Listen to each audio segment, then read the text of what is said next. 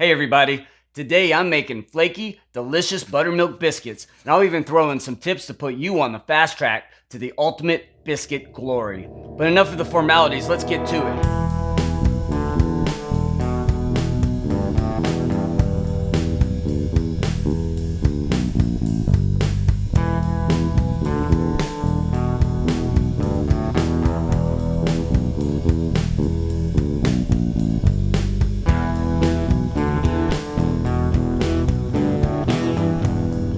Here we go. Into a large bowl goes 4 cups of all-purpose flour, 1.5 tablespoons of sugar, 2 teaspoons of kosher salt, 2 tablespoons of baking powder, and 1 teaspoon of baking soda. And whisk that up until it's thoroughly combined. Then you need 7 ounces of cold unsalted butter. There are many ways to incorporate it, but the easiest way by far is to run it through the large holes of a box grater and stir it in. But regardless, gently mix in your butter. You don't want to break it up too much.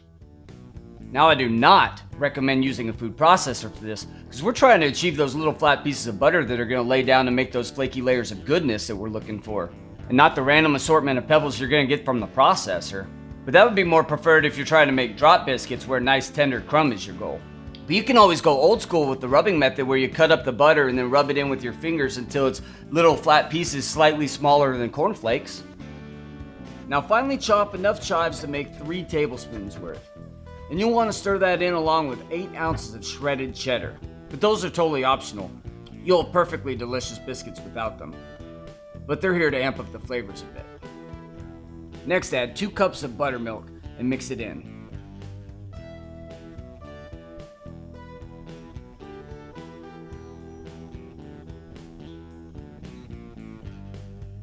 Now, overmixing your dough forms tough chains of gluten. Great for bread, bad for biscuits. So you just want to mix it up until most of the liquid is soaked up. It should still be pretty crumbly at this point. But let's go back and talk about what to do if you don't have buttermilk. Now, I'm sure you've heard that there's plenty of substitutes out there for buttermilk if you don't have any or don't want to go to the store, like mixing sour cream with water or milk, or using milk mixed with a little bit of lemon juice or vinegar. But the question is, do they work? Because let's be real here, if I'm making buttermilk biscuits, I don't want them tasting like lemons. So I ran an experiment. So I made a batch of plain biscuits without the cheddar and chives. In half of the batch, I used 1 cup of whole milk with a tablespoon of lemon juice. The other batch, I took equal parts sour cream and whole milk. And you could use water if you needed to. But what I noticed was the whole milk was thinner and less acidic than straight buttermilk. And the sour cream was a little bit thicker, but still less acidic than the buttermilk. So I was concerned that it wasn't going to taste right, especially when you're adding baking soda. So what I discovered was that all 3 biscuits, they all tasted very similar, like the difference is negligible. And definitely did not taste lemon in the milk and lemon juice one. The only thing I could tell is the one with sour cream was a tiny bit denser, but it still rose the same and it still tasted great. So in conclusion, if you don't have buttermilk and you don't want to go to the store for it, but you do have milk or even sour cream, either one is a fair trade and your friends won't even notice. So where were we? Oh yes, now dump out your mess onto the table. Using a bench scraper, form and press it into a rectangle. It'll seem too dry at first, but I assure you, it will come together. Don't have a bench scraper? Well, go out and get a bench scraper. They're like $5, even grocery stores often carry them. And I use mine more often than I use a paring knife. And if you continue to follow my recipes, it'll definitely come in handy. Speaking of which, are you subscribed right now? No? Why not? You made it this far. Go ahead, do it now. I'll wait.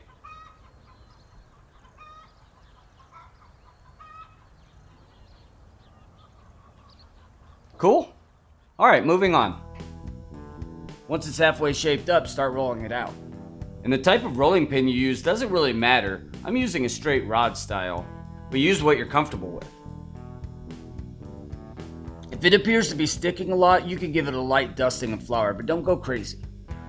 I find it easiest to stick to one horizontal back and forth motion instead of trying to make a giant square that often ends with a bunch of rough edges. And then fold it up. I like to build it like a trifold wallet. Fold one side into the middle, fold the other one on top of it. Try to keep the edges kind of straight here as you go along and it'll make it easier in the end. Then roll it out again. You should do this a total of 5 times. And I don't think it makes a huge difference how thin you roll it out each time, so there's really no reason to break out the ruler here. What's happening here is the formation of layers. Those large pieces of butter are being flattened out into sheets that when melted will turn to steam, not only helping with rise, but also leaving gaps or layers of gaps. And that's why it's essential to keep the butter cold so that it doesn't melt and absorb into the dough before the structure has been built around it through the cooking process. Each time you roll it up, you'll want to add another thin dusting of flour before rolling out again. But not too much, just enough to prevent it from sticking. Now the final time, you'll want to roll your dough to your desired thickness. That will be determined by how large and tall you want the final product. They'll rise 3 times the initial thickness. So for an average size round biscuit, I roll the dough a 1/2 inch thick and use a 2.5 inch diameter circle cutter, as I've done here. Now when using a biscuit cutter, try to press straight down, quickly and smoothly without twisting, so as not to mess up all those layers you work so hard to achieve.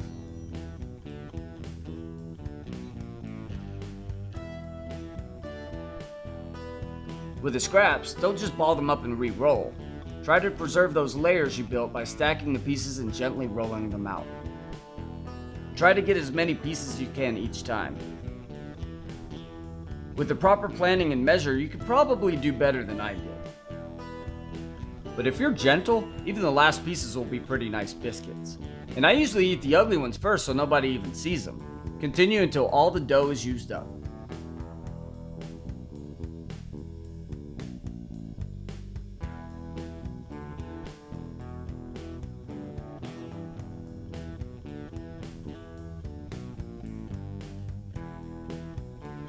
Lay them out on a lightly sprayed sheet pan.